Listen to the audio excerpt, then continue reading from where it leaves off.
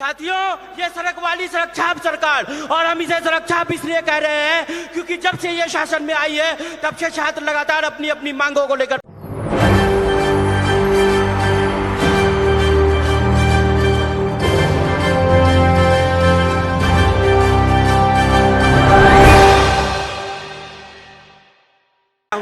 प्रांगण में मौजूद आप सभी युवा साथियों को, सभी सम्मानित एवं निष्पक्ष न्यायाधीशों को मेरा क्रांतिकारी सलाम।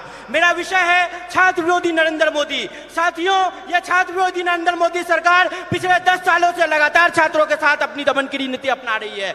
जेएनयू से लेकर एससीयू तक जिन भी छात्रों ने इनकी इस दमनकारी नीति का विरोध किया, उसकी इन्होंने जिंदगी बर्बाद कर दी। हैदराबाद विश्वविद्यालय के भाई रोहित विमला को आत्महत्या करने पर मजबूर किया, तो वहीं जेएनयू और जामिया के छात्र आज भी सलाखों के पीछे सजाए याफ्ता है। उनकी गलती बस इतनी थी, उनका जुर्म बस इतना था कि उन लोगों ने सरकार की उन सभी नीतियों का, उन सभी फैसलों का विरोध किया जो छात्र नीतियां देश हित में बिल्कुल भी सही नहीं था। साथियों, ये सड़क वाली सड़क छाप सरकार, और हम इसे सड़क छाप इसलिए कह रहे हैं क्योंकि जब से ये शासन में आई है तब से छात्र लगातार अपनी अपनी मांगों को लेकर प्रदर्शन कर रहे हैं। जेएनयू में फीस वृद्धि का मामला हो या एग्जाम में हो रहे पेपर लीक का, अकेले उत्तर प्रदेश की बात करें तो 2 साल में 17 से ज्यादा परीक्षाएं रद्द हुई है। इन्हीं के भाजपा के सांसद वरुण गांधी जी ट्वीट कर ये जानकारी देते हैं कि देश में परीक्षाएं नहीं हो रही हैं, परीक्षाएं होती हैं तो पेपर लीक हो जाता है।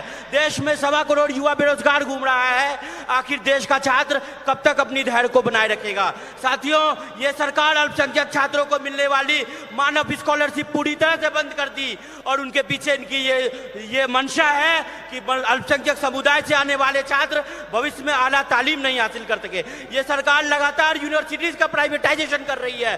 सेंट्रल यूनिवर्सिटी के फंड को पूरी तरह से कट कर दिया जा रहा है, और जीओ और अमिटी जैसे यूनिवर्सिटीज को यह सरकार बढ़ावा दे रही है। यूजीसी का डेटा है जिसमें 1,06,287 में से 52,000 एसटी स्टूडेंट्स को एनईपी के नए कानून के तहत सीयूटी के एग्जाम में बैठने नहीं दिया गया, जो ये दर्शाता है कि ये सरकार दलित विरोधी है। और तब मुझे ये कहने में बिल्कुल आश्चर्य नहीं होता कि this NEP is not new education policy, this NEP is Nagpur education policy.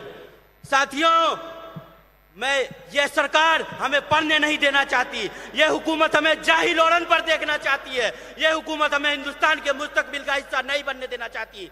इसलिए हम आप छात्रों से कहते हैं कि आने वाला चुनाव जननायक और खलनायक के बीच में है।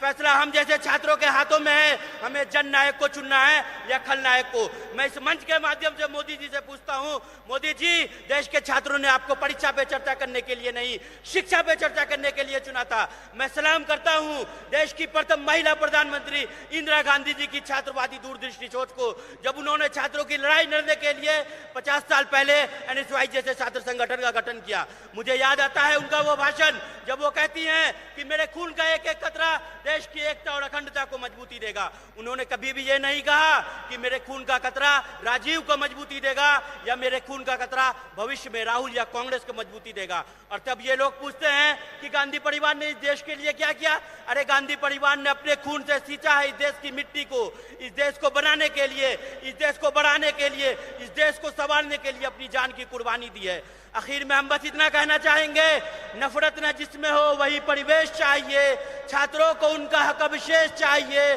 फिर उन्नति की ओर ये प्रदेश चाहिए, जनता पुकार रही है कांग्रेस चाहिए।